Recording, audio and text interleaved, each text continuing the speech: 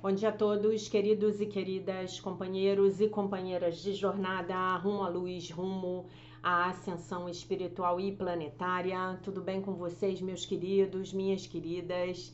Então, hoje é dia 31 de maio de 2025 e nós vamos juntos dar continuidade à nossa jornada 2025, uma nova escolha através dos ensinamentos de Um Curso em Milagres. Ontem nós terminamos a nossa quarta revisão, né, com a lição 150 e hoje estamos na lição 151, essa lição maravilhosa que particularmente eu amo, que declara: todas as coisas são ecos da voz por Deus. Todas as coisas são ecos da voz por Deus. Ninguém pode julgar com base em evidência parcial. Isso não é julgamento. É apenas uma opinião baseada na ignorância e na dúvida. A sua aparente certeza não passa de um disfarce para a incerteza que quer ocultar. Ela precisa de uma defesa irracional porque é irracional. E a sua defesa parece ser forte, convincente e indubitável devido a todas as dúvidas subjacentes. Tu não pareces duvidar do mundo que vês. Não questionas realmente o que te é mostrado através dos olhos do corpo. Tampouco te perguntas por que acreditas nele, embora já tenhas aprendido há muito tempo que os teus sentidos de fato enganam. Acreditares nos teus sentidos até o último detalhe que te reportam é ainda mais estranho quando fazes uma pausa para recordar com que frequência, de fato, eles têm sido testemunhas falhas. Por que razão confiarias neles tão implicitamente? Por que razão, se não pela dúvida subjacente que queres esconder, fazendo da certeza um espetáculo? Como podes julgar?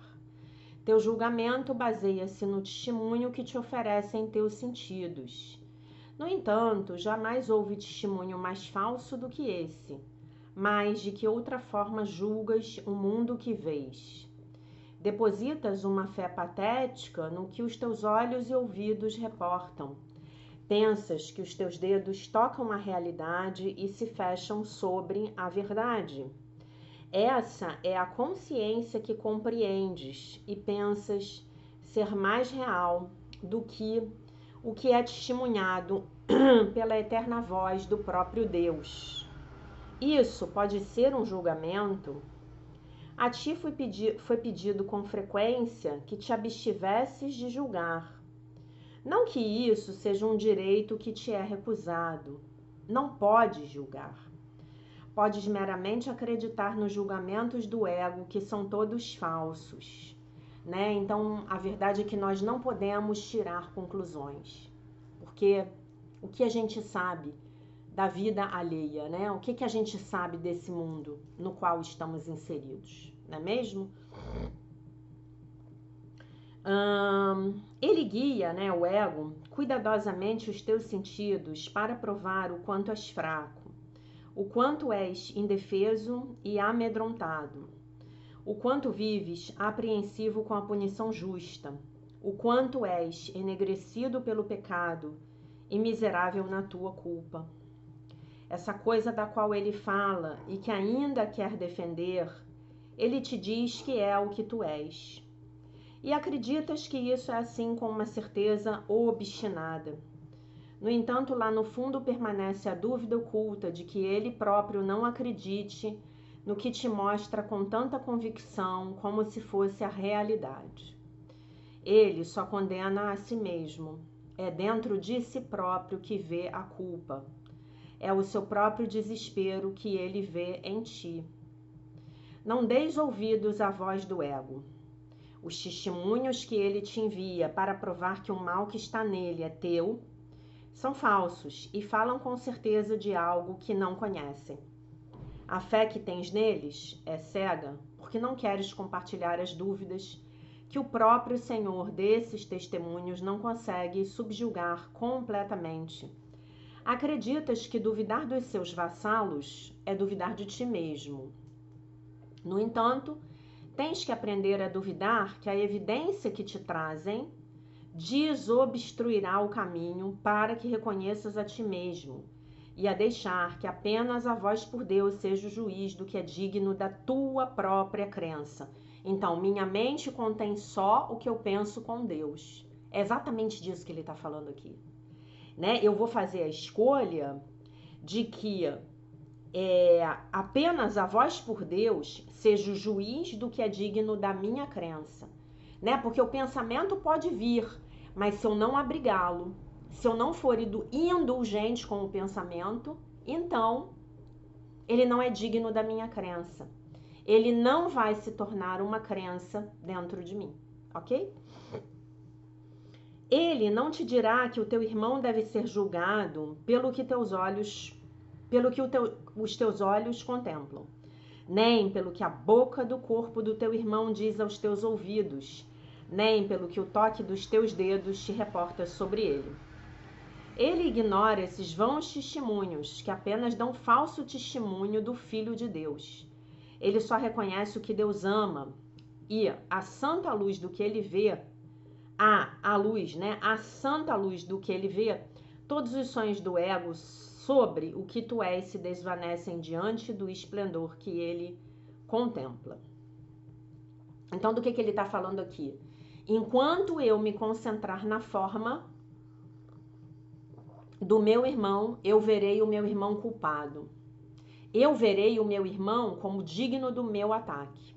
Mas se eu me concentrar no conteúdo, e o conteúdo é a luz do Cristo igualzinha à luz do Cristo que eu sou verdadeiramente, então eu vou ver a inocência do meu irmão e eu vou poder praticar a lição. Todas as coisas são ecos da voz por Deus, porque eu vou pegar todas as coisas, pessoas e situações da minha vida e vou pedir a Deus, ao Espírito Santo, que me deu o propósito dele para aquilo que está acontecendo na minha vida. Pronto, acabou. Todas as coisas são ecos da voz por Deus, tá bom?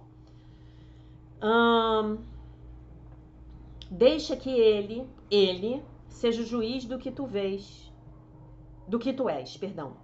Pois ele tem, mas também do que tu vês também vale, né? Pois ele tem a certeza na qual não há dúvidas, já que se baseia em certeza. Aí ele bota a certeza com letra maiúscula, né? Tão grande que qualquer dúvida fica sem significado diante da sua face.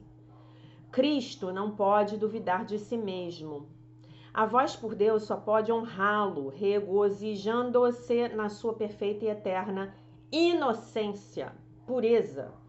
Aquele que ele julgou só pode rir da culpa, agora sem vontade de brincar com os brinquedos do pecado, ignorando as testemunhas do corpo diante do êxtase da santa face de Cristo. E assim ele te julga. Aceita o seu verbo quanto ao que tu és, pois ele dá testemunho da tua bela criação e da mente com letra maiúscula, cujo pensamento, tudo com letra maiúscula, criou a tua realidade. O que pode o corpo significar para aquele que conhece a glória do Pai e do Filho? Que sussurros do ego pode ele ouvir? O que poderia convencê-lo de que os teus pecados são reais?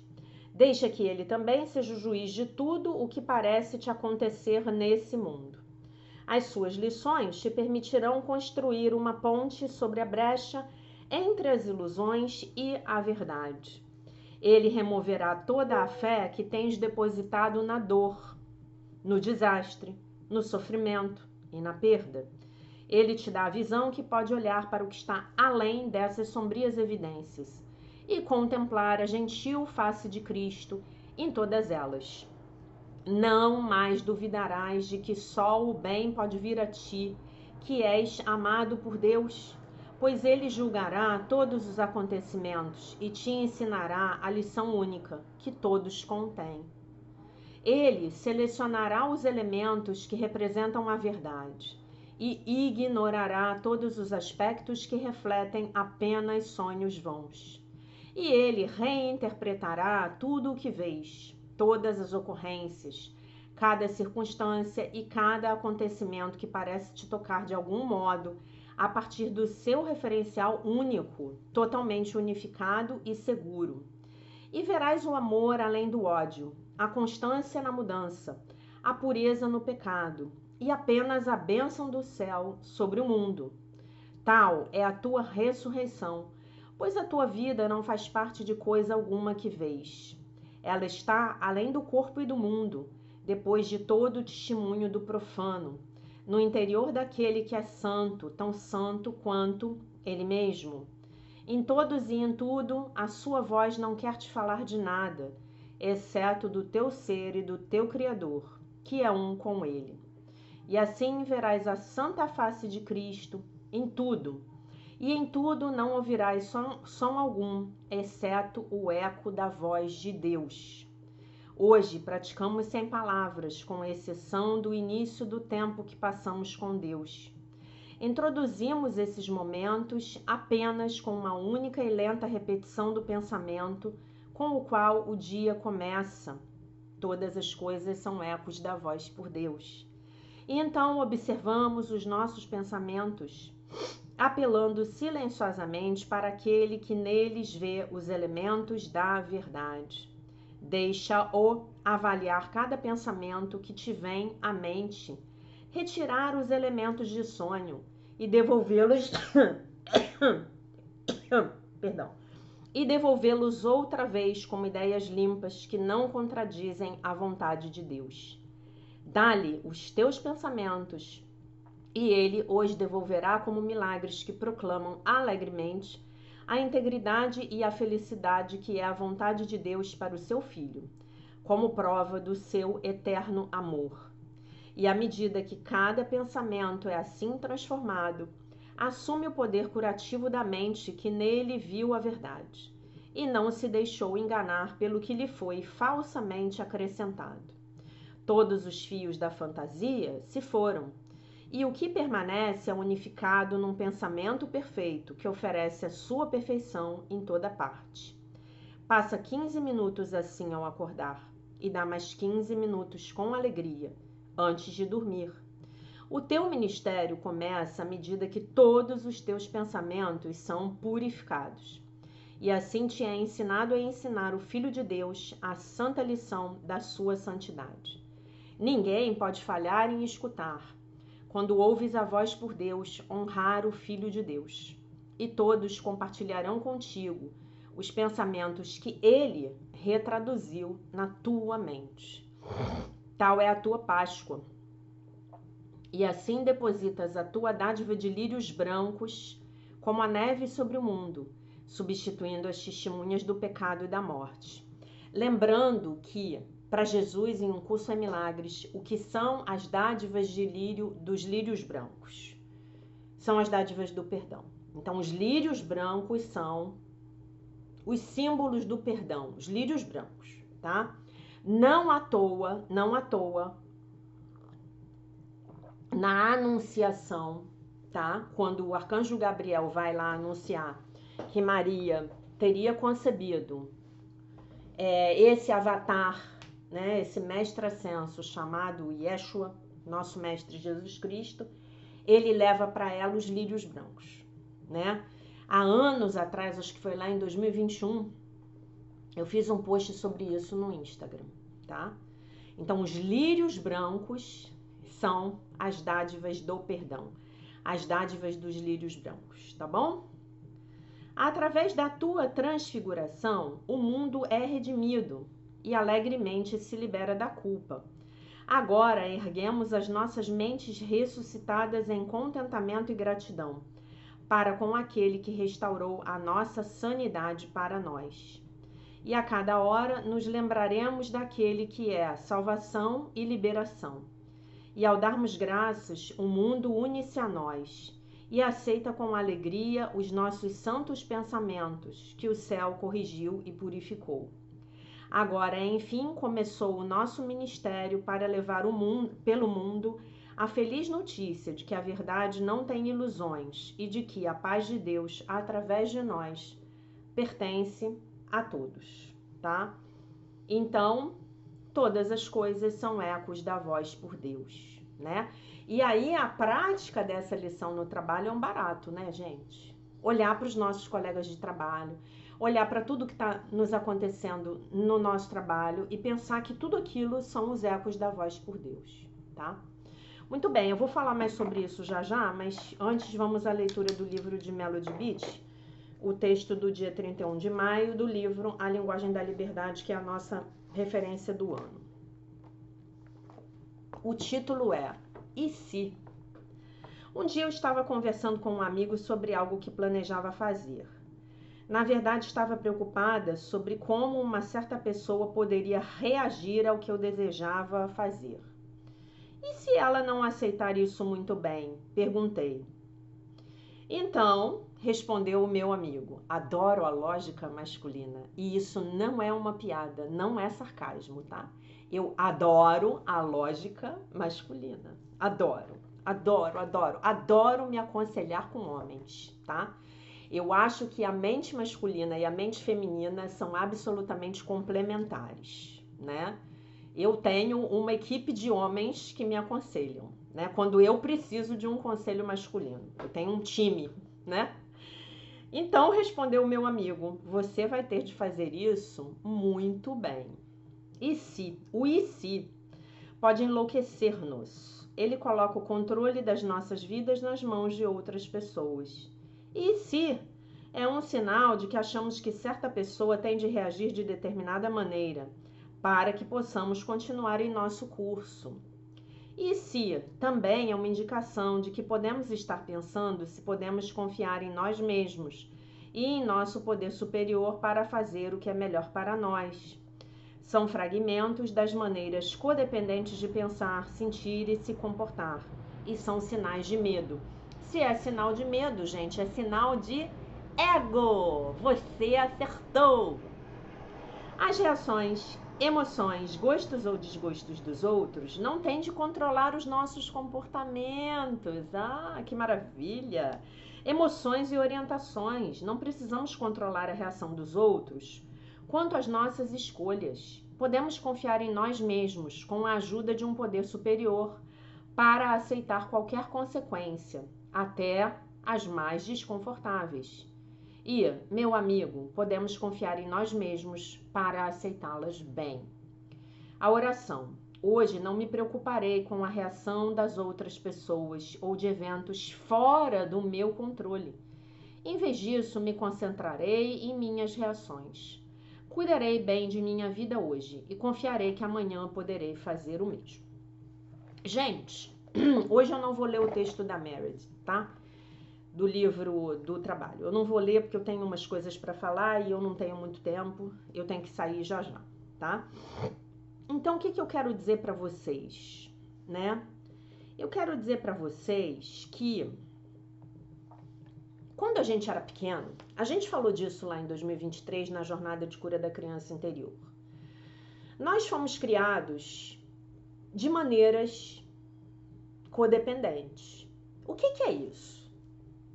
São os tais dos relacionamentos especiais sobre os quais Jesus fala no livro, né? Então, como é que é isso? As minhas ações boas deixam mamãe e papai felizes. As minhas más ações deixam papai e mamãe infelizes, miseráveis, acabados. Não foi assim que a gente aprendeu? Não faça isso, que você vai deixar sua mãe triste. Não faça aquilo, que o seu pai vai ficar uma fera. Não faça aquilo, porque papai do céu vai ficar muito triste com você. Quando a gente aprende a viver a vida dessa forma, e também ensinamos aos nossos filhos, né? Eu tenho sobrinhos, eu não me lembro de... eu não me lembro de... Não me lembro, mas pode ser que tenha feito. Não me lembro de ter falado alguma coisa horrenda desse tipo quando meus sobrinhos eram pequenos. Mas olha só. Em vez de eu dizer para o meu filho assim... coma tudo que está no seu prato, senão a mamãe vai ficar triste com você... Não é melhor eu dizer para o meu filho assim, meu filho, você precisa comer e se alimentar, porque senão você não vai crescer forte. né? Mas vai chegar um momento em que eu vou ter que respeitar a autonomia da criança. Então eu vou ter que colocar limites na criança de outra forma, né? Eu posso falar assim, olha, agora é a hora do almoço.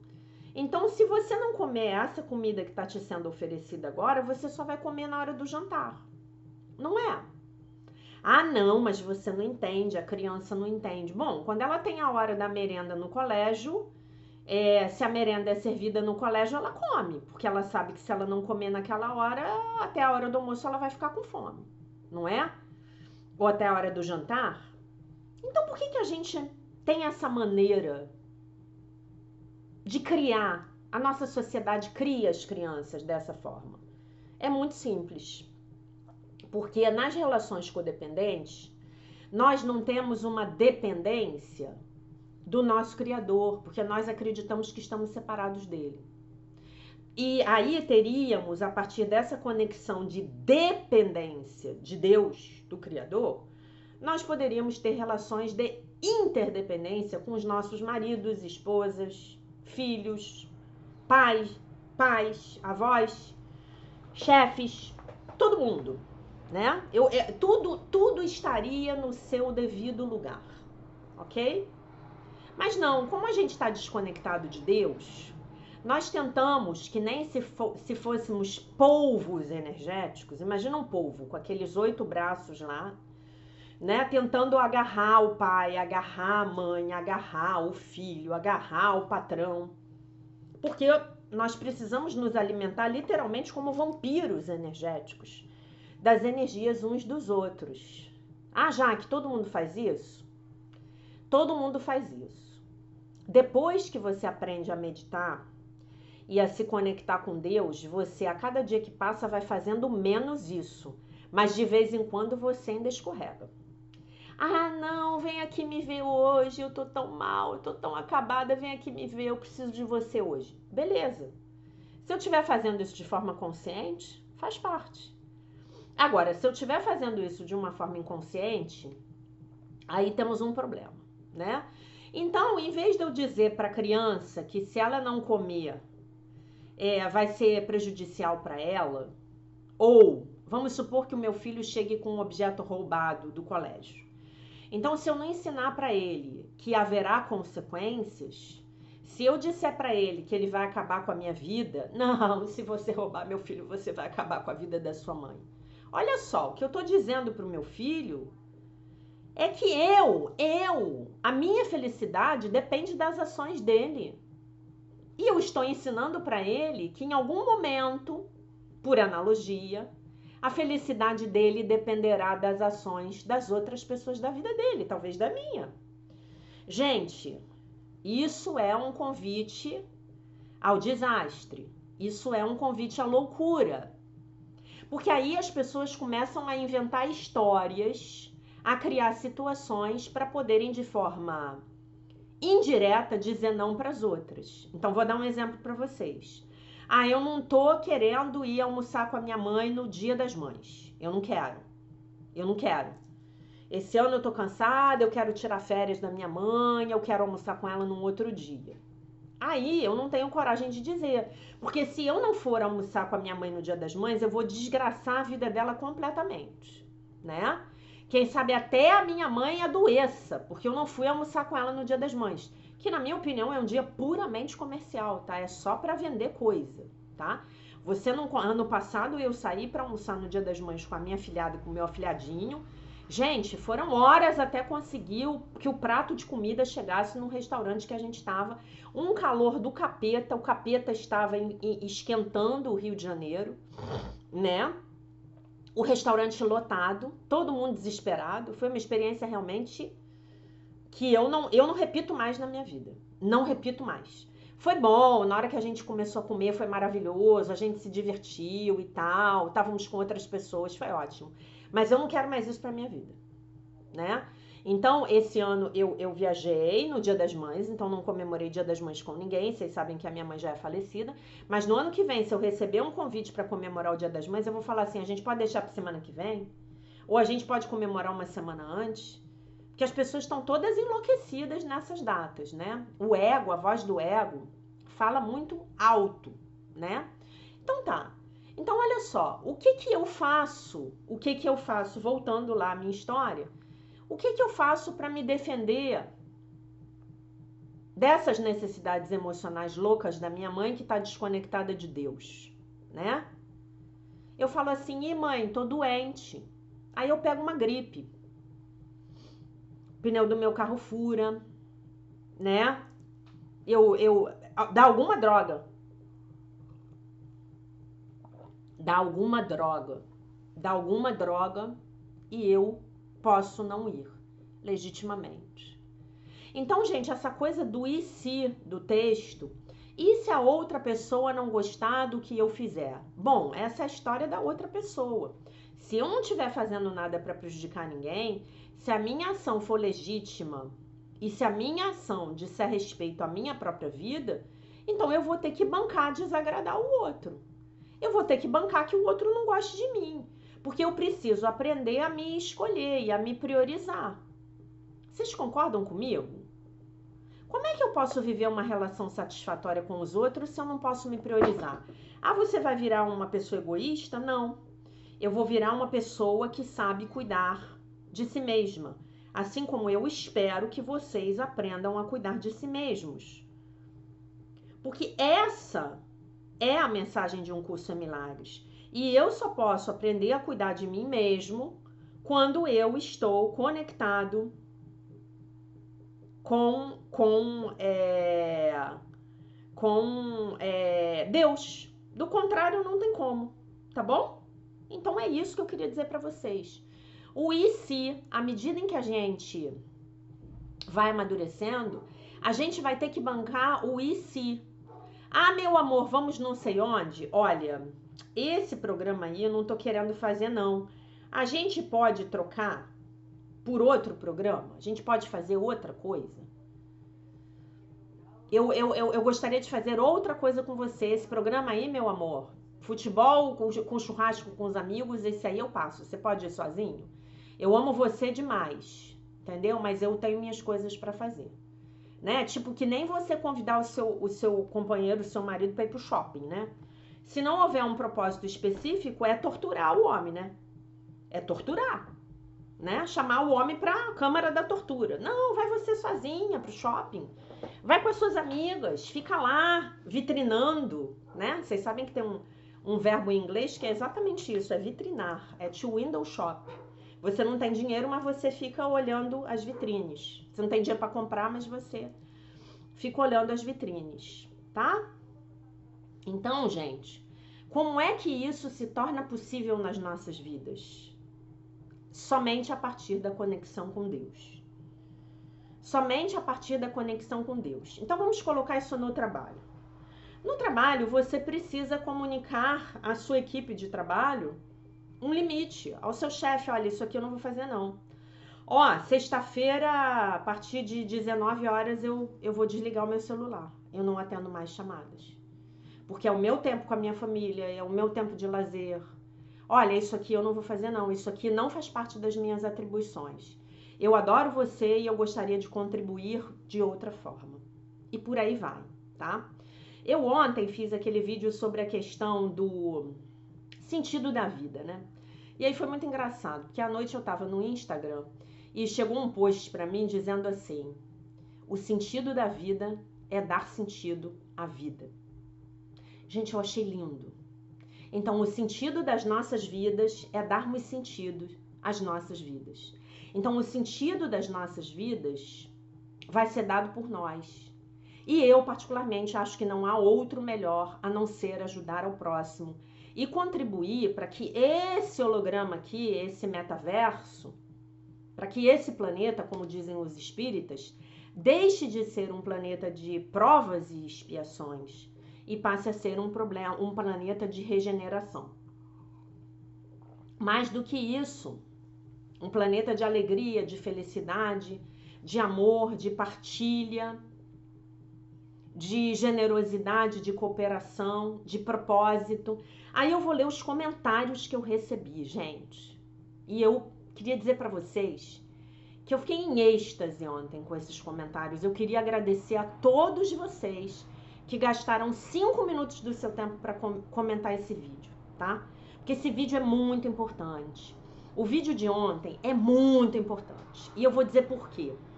E eu devo confessar que me dá um desespero ver o nível de equívoco de alguns estudantes que chegam para mim, às vezes com 5, com 10 anos de estudo de um curso em milagres. Que é o que eu chamo de o curso em milagres do ego. Você pega tudo que Jesus ensinou, o seu ego distorce tudo e você diz que estuda um curso em milagres. Eu fico muito apavorada. Outra coisa que me apavora: o curso não servir para a sua vida prática. Jesus ditou um monte de livros para ajudar você com o seu dia a dia. Com o seu dia a dia, na hora que o seu carro enguiça.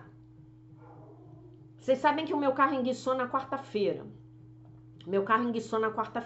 Vocês lembram que eu falei para vocês que o meu carro, ele enguiça parado?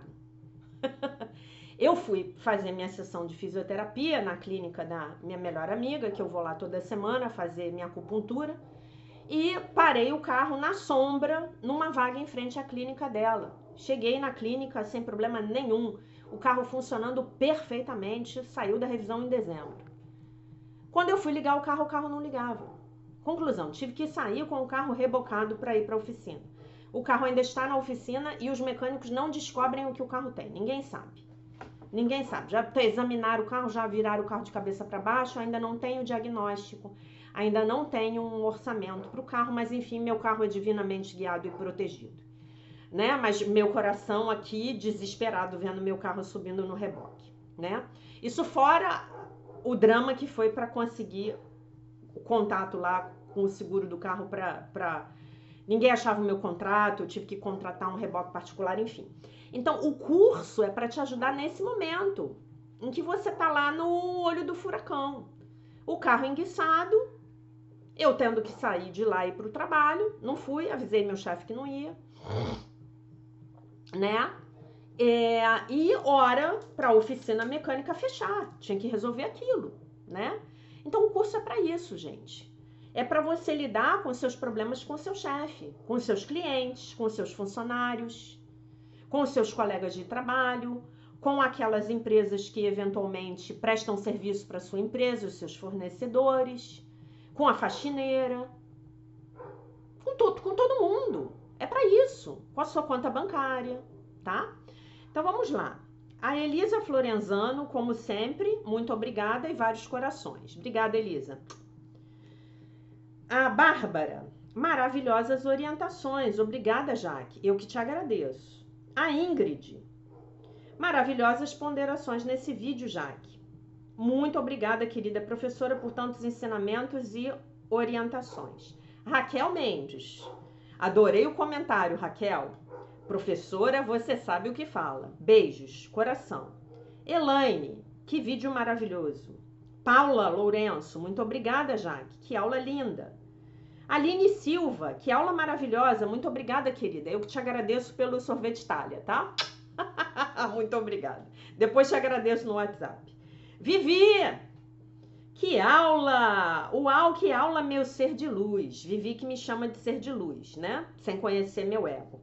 Em alguns meses, em alguns dias específicos do mês, me vêm esses pensamentos. Vontade de voltar para a casa espiritual.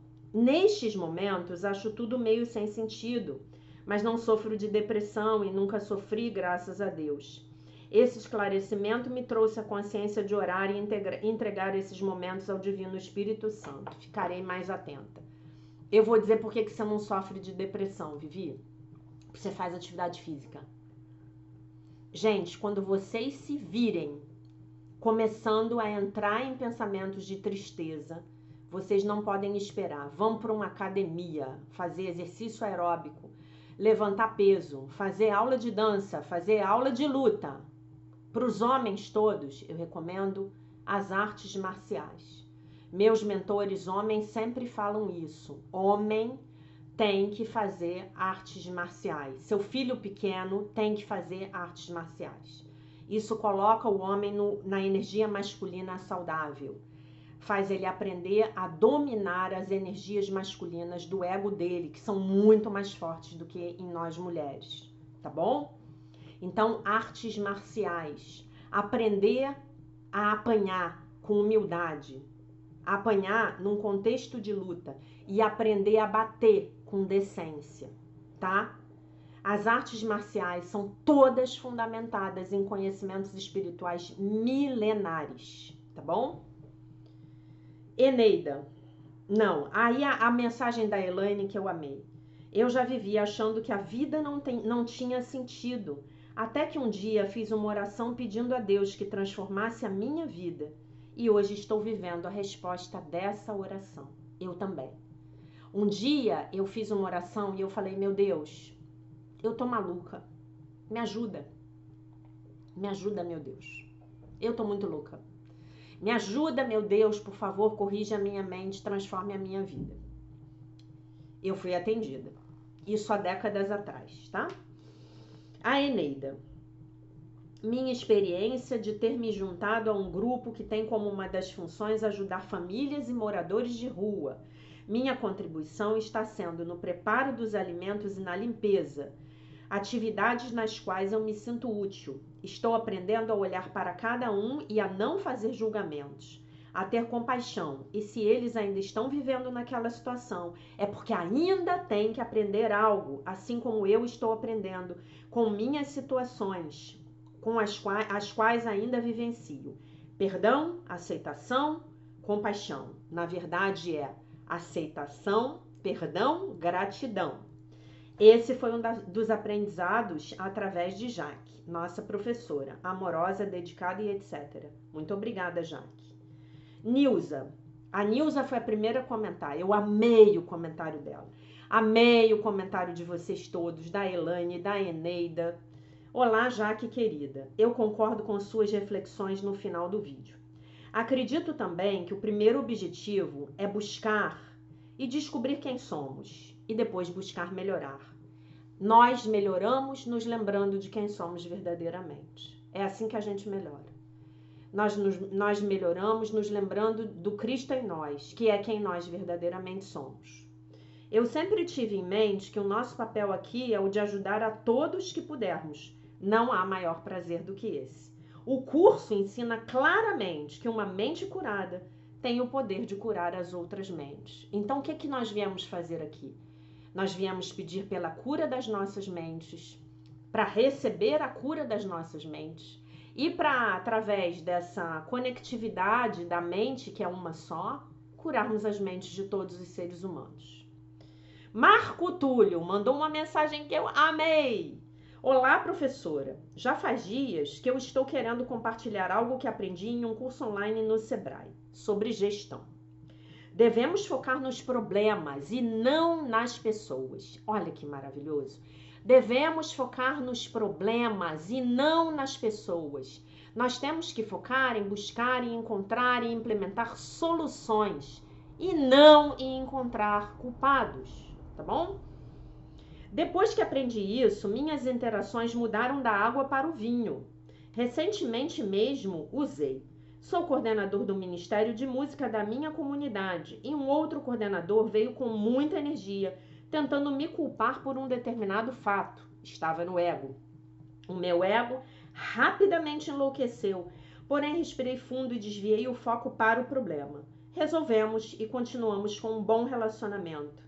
Hoje, esse é o meu lema. Eu foco no problema e não nas pessoas.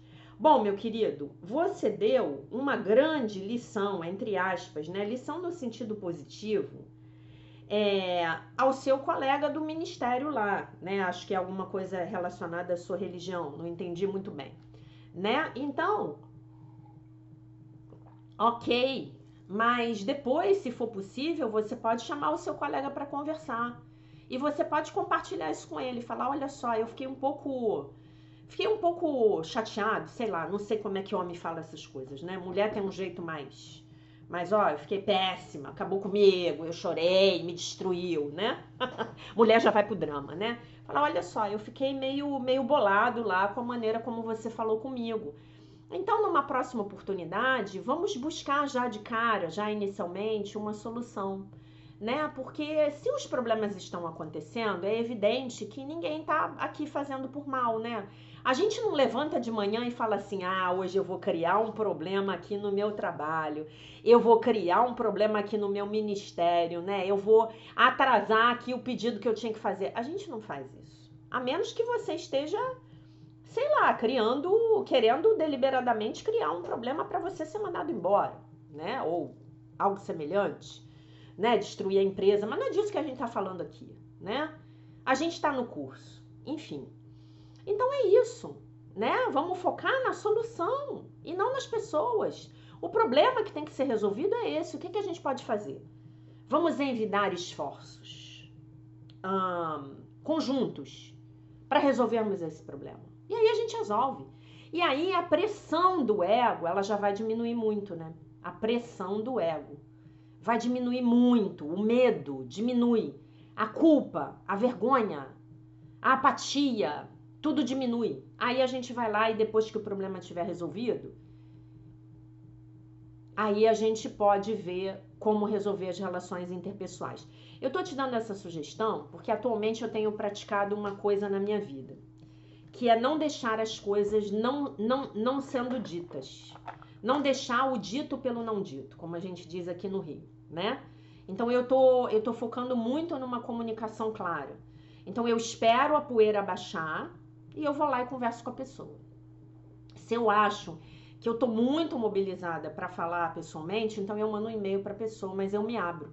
E eu falo para a pessoa como aquilo foi para mim. Porque às vezes, gente, você pode estar ajudando o teu retorno para a pessoa, né? Pode ajudá-la a não agir daquela forma no futuro com outra pessoa, numa situação semelhante. E às vezes ela não tá fazendo nada daquilo por mal, ela tá fazendo por uma incompetência mesmo, no sentido de não ter inteligência emocional e de não ter inteligência espiritual, que é exatamente o que a gente está lendo, né, nesse livro aqui com relação ao trabalho. Então, voltando à questão do sentido da vida, só para a gente fechar o vídeo, e amanhã provavelmente eu vou voltar nesse assunto, porque eu fiquei muito apavorada com a frase que eu ouvi, não, é isso, a vida não tem sentido, porque a vida verdadeira está no céu e isso aqui tudo é uma ilusão, né? Gente, isso é um pensamento que se você não se cuidar, e se você tiver uma tendência suicida, você se mata, né? Não, isso é um pensamento do ego, claro.